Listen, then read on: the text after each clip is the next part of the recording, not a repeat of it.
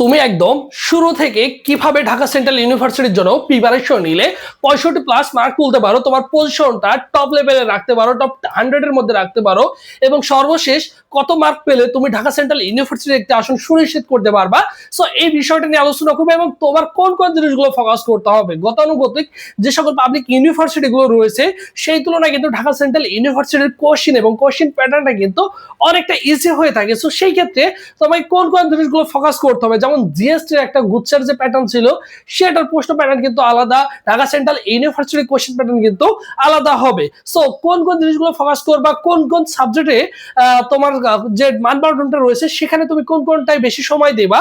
So এই বিষয়টা নিয়ে আলোচনা করবো যে তোমার জন্য অত্যন্ত গুরুত্বপূর্ণ। এখন দেখো, এই ডিসিইউ ভর্তি প্রস্তুতি 2026 তুমি 26-এ পরীক্ষা দিবা।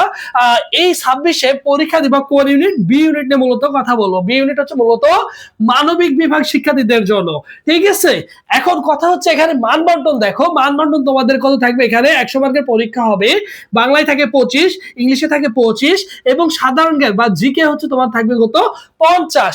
এখন দেখো, চান্স পেতে হলে এখানে কিন্তু নেগেটিভ মার্ক রয়েছে বলতে ভুল উত্তরের জন্য 0.25 মার্ক তোমার কিন্তু কাটা যাবে অন্যান্য পাবলিক বিশ্ববিদ্যালয়ের মতো। এখন কথা হচ্ছে ভাইয়া আমি কিভাবে এখানে একটা আসন সুনিশ্চিত করতে পারি। সো প্রথম কাজ হচ্ছে দেখো, এই যে বাংলায় 25 এবং জিকে 50, এখানে তোমার মার্ক রয়েছে কত? 75।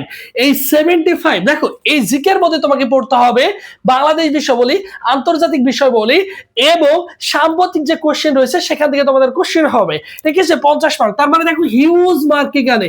এই 50 মার্কের মধ্যে তুমি যদি অ্যাটলিস্ট এখানে 35+ তুলতে পারো, তাহলে তুমি শিওর থাকো যে ঢাকা সেন্ট্রাল ইউনিভার্সিটি তোমার চান্স হয়ে গেছে। কারণ এখানে চান্স পেতে খুব একটা বেশি মার্ক প্রয়োজন হয় না। মোটামুটি তুমি যদি স্ট্যান্ডার্ড মানে সাবজেক্ট পেতে যাও, 50+ মার্ক হলে তোমার ঢাকা সেন্ট্রাল ইউনিভার্সিটির চান্স হয়ে যায়। বিগত বছরগুলোতে অসংখ্য ছেলে মেয়ে চান্স পেয়েছে, ঠিক আছে। এই বছর কিন্তু কি হবে, প্রতিদ্বন্দ্বী কিন্তু এবছর তুলনামূলক বেশি হবে, যেহেতু পূর্ণাঙ্গ পাবলিক ইউনিভার্সিটি হয়ে গেছে। অনেক ছেলে মেয়ে কিন্তু কোথাও চান্স পায় নাই, তারা কিন্তু পরীক্ষা দিবে। আবার বিশেষ করে জাতীয় বিশ্ববিদ্যালয় ভর্তি পরীক্ষা দিচ্ছে অনেক ছেলে মেয়ে, তারা কি করবে, এখানে কিন্তু চলে আসবে, ঠিক আছে। তাই তোমার প্রিপারেশনটা কেমন হওয়া উচিত বা তোমাকে কোন দিকে ফোকাস করা উচিত, এই বিষয়টা নিয়ে আলোচনা করবো। তাহলে দেখো, বাংলায় হচ্ছে 25, ইংলিশে হচ্ছে 25, এবং সাধারণ জ্ঞানে 50। এই 75 মার্ক দেখো, এই বাংলা প্রথম পত্র এবং দ্বিতীয় পত্র তোমাকে সুন্দর করে পড়তে হবে। প্রথম পত্রে কি পড়বা?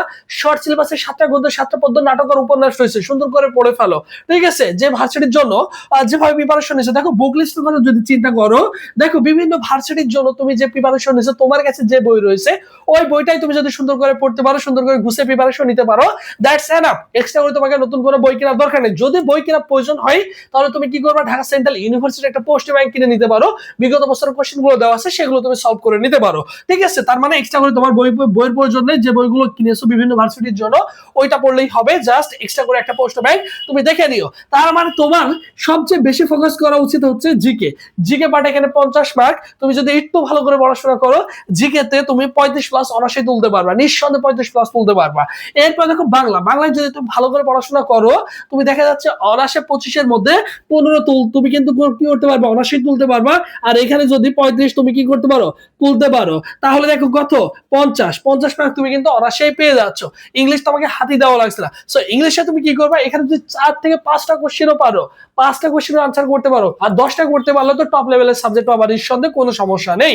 কারণ এখানে প্রতিদ্বন্দ্বী হয়ে থাকে 7 থেকে 8 জন প্রতিদ্বন্দ্বী হবে তোমার আর আসন প্রতি, ঠিক আছে। এবছর এই সংখ্যাটা কি হতে পারে, একটু বৃদ্ধি হতে পারে।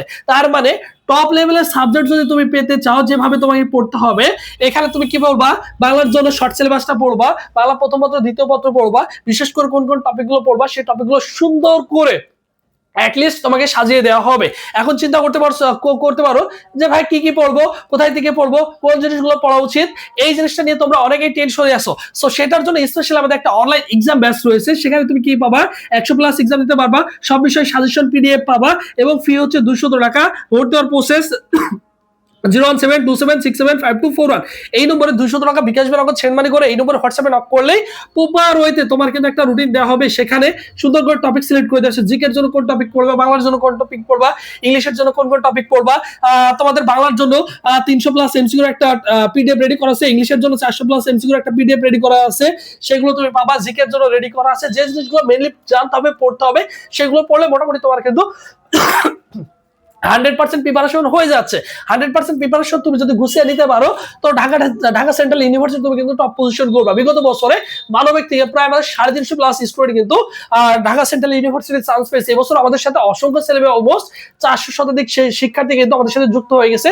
তুমি আসলে সুন্দর করে গুছিয়ে প্রিপারেশনটা নিতে পারো। এবং কত পজিশনে চান্স হবে, এখানে প্রায় 4489টি আসন সংখ্যা রয়েছে। সো মোটামুটি তুমি ধরে রাখতে পারো তোমার পজিশন যদি 8000-এর কাছে প্লাস মাইনাস থাকে, তারপরে দেখা যায় তোমার কিন্তু একটা আসন সুনিশ্চিত হয়ে যাবে।